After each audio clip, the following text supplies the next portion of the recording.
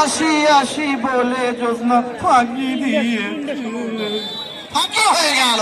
পাঁচ পাঁচের সমতা।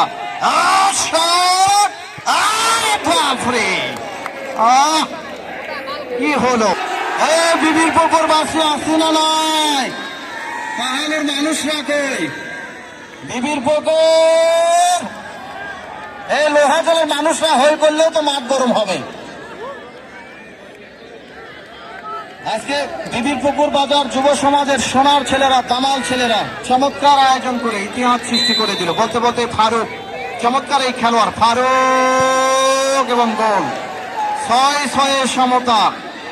কি হবে আজকে?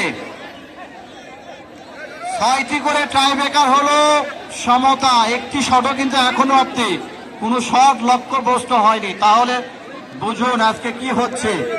রানা ডিবি ভাই প্রস্তুত হয়ে যান, খেলা হবে। ইমরান ভাই প্রস্তুত, সজীব ভাই, আমিনুর হাজি প্রস্তুত, আমাদের আবু রাহান ভাই রয়েছেন প্রস্তুত।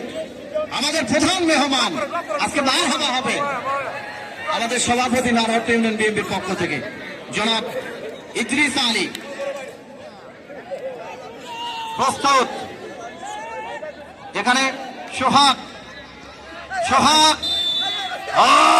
শট, ও গোল হয়ে গেল। এইবারে রাসেল আমাদের বগুড়া জেলা দলের রক্ষণভাগের চমৎকার এই খেলোয়াড়, সম্ভাবনাময়ী তারকা। তার উপরে আস্থা রাখলেন নুরুল ইসলাম মোনা ভাই, আলামিন ভাই সহ, ফারুক ভাই সহ, খায়রুল ভাই সহ একাধিক যারা আস্থা রেখেছেন। রাসেল সেই আস্থার প্রতিদান দেওয়ার জন্য প্রস্তুত। কি হবে? আমার আম্মা জানেরা কোথায় দেখছেন তো? মা বন্ধে ধন্যবাদ। বলতে বলতে রাসেল প্রস্তুত, গোলরক্ষক প্রস্তুত। আরে বাপ রে বাপ, প্রণাম।